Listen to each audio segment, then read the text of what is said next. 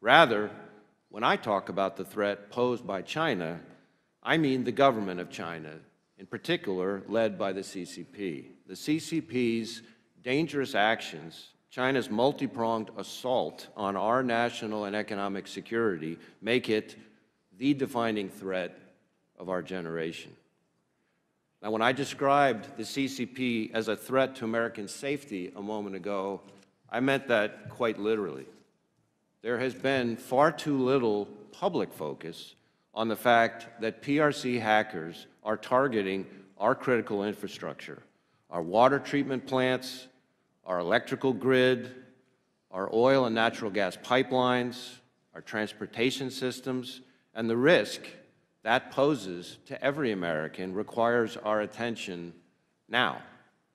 China's hackers are positioning on American infrastructure in preparation to wreak havoc and cause real-world harm to American citizens and communities if and when China decides the time has come to strike.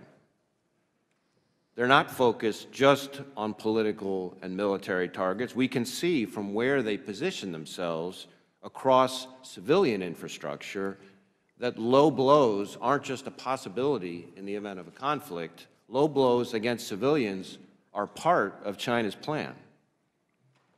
But the PRC's cyber onslaught goes way beyond pre-positioning for future conflict.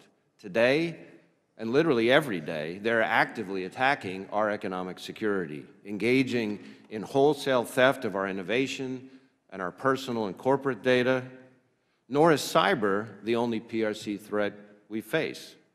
In fact, just this morning, we announced an operation where we and our partners identified hundreds of routers that had been taken over by the PRC state-sponsored hacking group known as Volt Typhoon.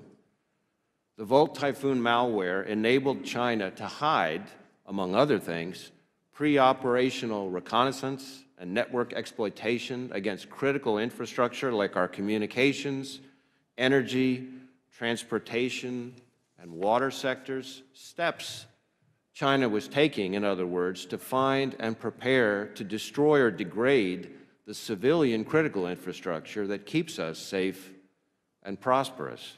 To quantify what we're up against, the PRC has a bigger hacking program than that of every major nation combined. In fact,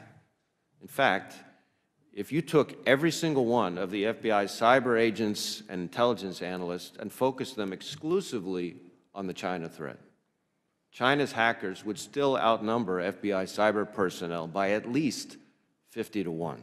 The budgets that emerge from discussions underway now will dictate what kind of resources we have ready in 2027, a year that, as this committee knows all too well, the CCP has circled on its calendar.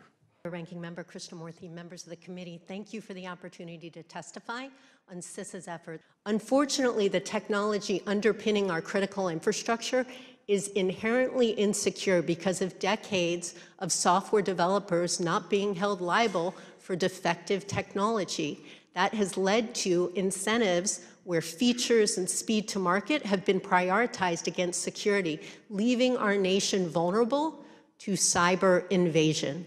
We are at a critical juncture for our national security. Today's hearing should serve as an urgent call to action. Specifically, every victim of a cyber incident should report it to CISA or FBI every time, knowing that a threat to one is a threat to all, and cybersecurity is national security.